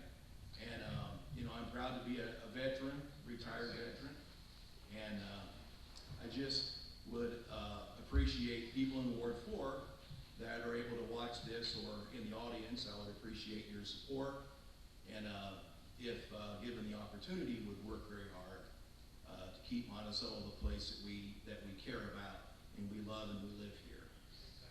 Thank you. Thank you. Mr. Fulton. My opponent grew up and raised a family here in Monticello. He served his community well as a former chief of police and a veteran, which I didn't know before tonight. Sorry. Thank you. On the occasions that I've had to speak with him, I found him to be a very nice man. So nice, in fact, that last night he told me if he was not running, he'd be voting for me. I don't remember that. I don't recall. This is where Yeah, you did. I was there. But an important question that everybody needs to ask themselves is being from Monticello enough? Is being a nice guy enough? Or do the matters facing Monticello require more? Do they require experience in business and financial matters? Do they require the leadership of a consensus builder? And do they require the ability to see an argument from all sides? If so, then I, Brian Fulton, am the best candidate for Alderman in Ward 4. Thank you. Please remember to vote on April the 9th. Thank you. Ms. Shreffler. Well, I want to thank the Chamber and the church for providing this opportunity for all of you to come out and get acquainted with us. Some of you may not know me. I worked at Dairy Queen for 5 years, so if you ever came in and got a Sunday, I probably made it for you. I want to let everybody know in my ward and in Monticello that I plan to make diligent and sound, common sense informed decisions for our community, for everybody that lives here in town. Monticello is a great city, but there's definitely always room for improvement, and that's not a bad thing. I think that having grown up in a digital age, I have skills and knowledge that some others may not have, that can bring us into the 21st century. I look forward to, and I'm very dedicated to serving Monticello, again, as an adult this time. And it was a pleasure to participate in this candidate forum, and I'm open. If anybody has any questions or has any information that they need from me, just ask me, give me a call, stop on by. I'm usually home. And I ask for your support, and I really appreciate your vote on April 9th. Thank you. Thank you. Mr. Murdock. Well, thank you very much for the opportunity to be able to speak to you. It's been a real pleasure serving on the council. I'd love to do it one more time, and that'll be it, just one more time, and I'm out of there. My real passion is volunteering. I love to get involved. I'm with Faith in Action. We build wheelchair ramps, and I'd urge everybody in the community to get involved in some kind of a volunteer program. The hospital's got a good volunteer program, the nursing home. They're all over the place. Get involved, please. Thank you. Mr. Brock. Thank you. Every time he says that, I jump. I thought Mr. Brock was my dad. It scares me to death. Thank you all for coming out. I appreciate it. The faces I see here in the audience are people I've seen at the council meetings. I know you're interested in the workings of Monticello government. I know you're interested in Monticello as a town. I'm glad that you came. I hope you come out and vote on the 9th. We'll get my name spelled correctly when they make the thing from my desk, I guess. My mom years ago shortened my name up to Wendy, W-E-N-D-Y, not I-N-D-Y, although I talk too much sometimes.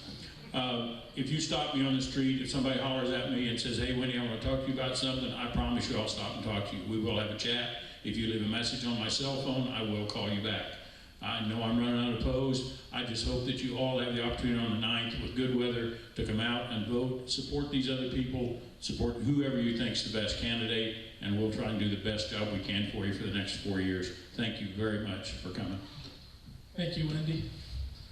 Mr. Stoner. Of course, I'd like to thank the chamber and the church. Mike, you don't have to worry tomorrow at Rotary. I'm going to find you for your activities this evening. I'm really anxious to get started again on the city council. I've been off for 10 years. I've sat back and watched, and I've seen things progress and digress and confess and all that good stuff. When I went off the city council, there was a lot of dissension and a lot of problems that were not resolved when I was on the council. But finally, things smoothed down. And I see right now that things are kind of at a fever pitch again. I'm just going to pledge to be as open-minded as I possibly can be, and I want to assure each and every one of you, if you have something that you need to know or you want to ask me, call me or stop by the house. I'm always available. You know, when you're retired, you don't have to do a whole lot of stuff. Okay? So once again, thank you, and I appreciate your coming out this evening. Thank you. Mayor Corrie. The largest part of what makes Monticello great is the people who live here. They use their positive energy toward keeping this a great place to live. This is a town of neighborhoods and thriving business districts who enjoy the lowest sales tax rate allowed in Illinois. Your elected officials and city employees are visionaries who care about this community and are always looking towards the future, but still keep their eye on providing the services we've grown to sell. We enjoy a wonderful new hospital complex, including a new Carl Clinic facility and Villas of Hollybrook Senior Care Center. We have great schools and caring educators. We have a wide variety of places to worship. We have an active and inclusive arts community. We can still feel safe in our homes and on the streets because we have a dedicated and professional police department. Now, looking to the future, we have more work to do. We will continue to make infrastructure improvements to our streets and utility services. We're looking for ways to best develop the Pepsin Hill site.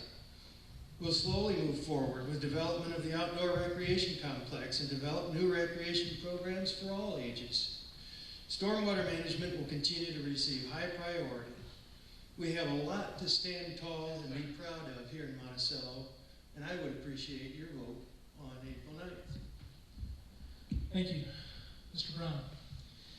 Thank you to the Chamber of Commerce, Mike, and the audience here and at home for watching and for your questions.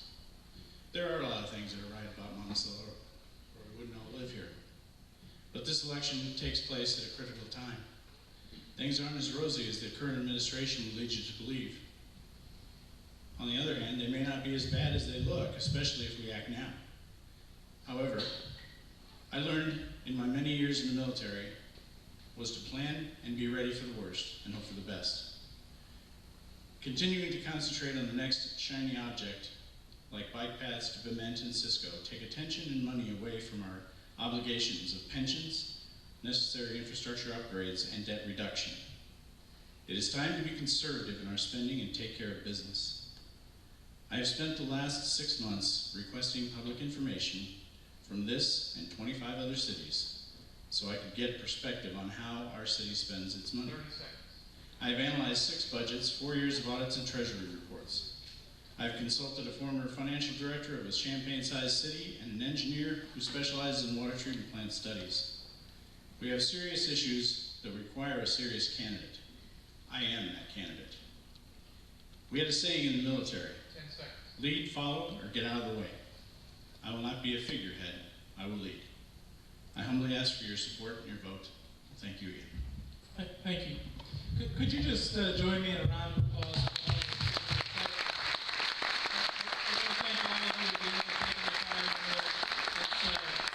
It's Tuesday night, it's 9 o'clock, and time to get home, but I appreciate you taking the time to join us, and to all of you in the audience, to take the time to be informed and to learn about the candidates. So with that, thank you again, and have a great evening.